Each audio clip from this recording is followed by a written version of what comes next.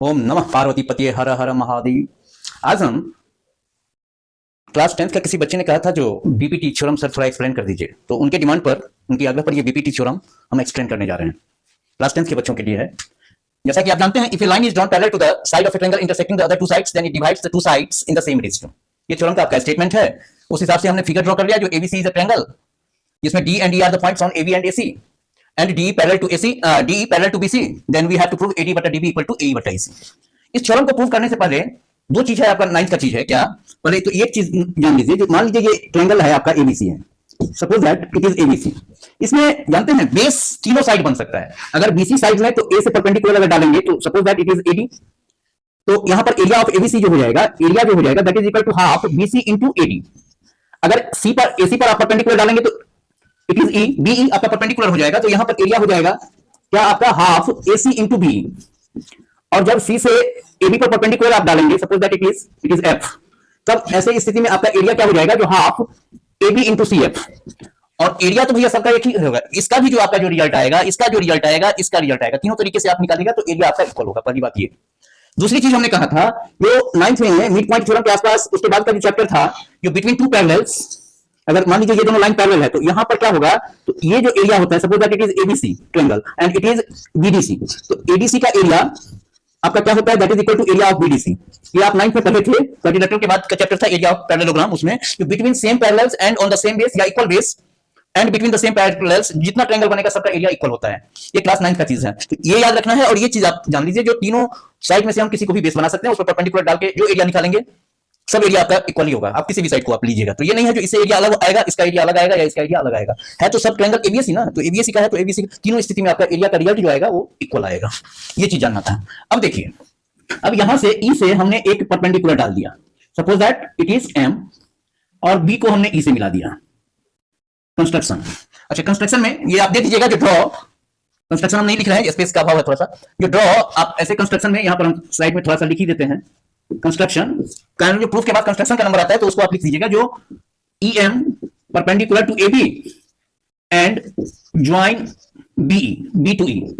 और एक और होगा जब आप क्या कहते हैं डी से एसी पर परपेंडिकुलर डालेंगे डी एन, और डी को आप इससे मिला देंगे सी से, जो D N perpendicular to AC and join D to सी।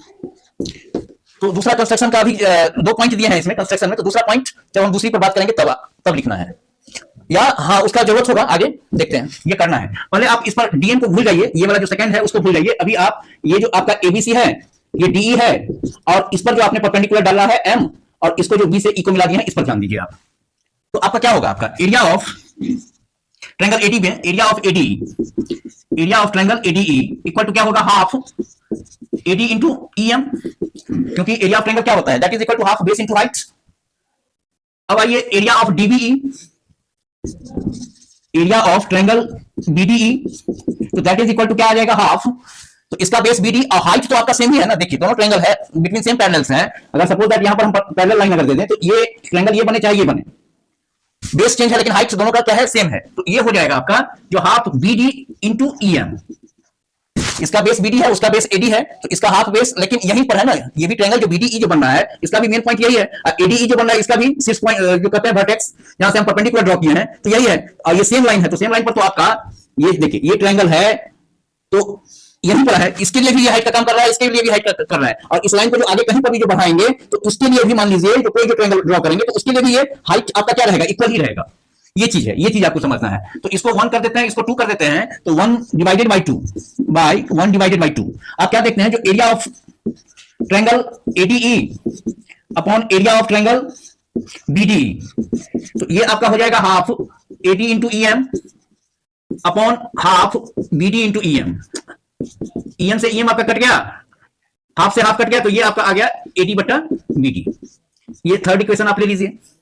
अब आइए ये इस एबी को बेस लिए थे, एबी का 2 पार्ट करके, अब हम एसी को बेस लेंगे, इसका भी 2 पार्ट लेंगे, एक एई और एक ईसी। तो एई है तो ये भी ट्रायंगल तो आपका एडीई ही है, तो यहां पर अगेन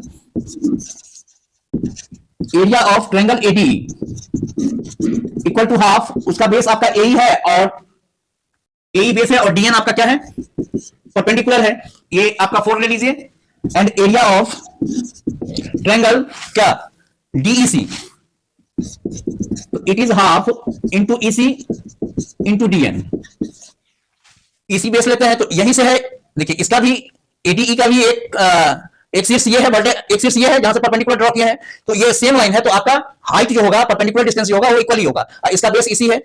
अब इसको 4 डिवाइडेड बाय 5 से, बाय 4 डिवाइडेड बाय 5, आप क्या देख रहे हैं, जो area of triangle ADE, area of triangle ADE upon area of triangle DEC, तो that is equal to half AE into DN बटा half EC into DN. DN से डीएन हुआ आपका, कैंसिल कर दिया हम, 1 बाई 2 से 1 बाई 2, तो that is equal to A upon EC. ये हो गया आपका क्या, इक्वेशन 6। अब देखिए एरिया ऑफ एडीई और एरिया ऑफ एडीई बटा एरिया ऑफ बीडीई। लेकिन एक चीज देखिए, आपने क्लास 9 में पढ़ा होगा, जैसा कि अभी भी हम डिस्कस किए थे, जो between same parallels and equal base, दोनों ट्रायंगल का क्या होता है, एरिया क्या होता है, इक्वल होता है। अगर ये दो पैरेलल लाइन है, इस बीच में 2 ट्रायंगल लीजिए एक ही बेस पर, एक ये लिए और एक ये लिए हम, इसका भी बेस यही है बीसी, इसका ए है, इसका ये डी है, तो दोनों सेम पैरेलल्स के बीच में है, तो आपका क्या हो जाएगा, जो एबीसी का जो एरिया होगा वो क्या हो जाएगा बेटा, आपका एरिया किसके, बीडीसी के इक्वल हो जाएगा, आपका बीडीसी के इक्वल हो जाएगा। तो यहां पर हम क्या देख रहे हैं, जो बीडीसी का एरिया देखिए, बीडीसी और बीईसी दोनों बिटवीन सेम पैरेलल्स है, दोनों का सेम बेस है, तो हम देख रहे हैं जो कह सकते हैं, जो on same base and between same parallels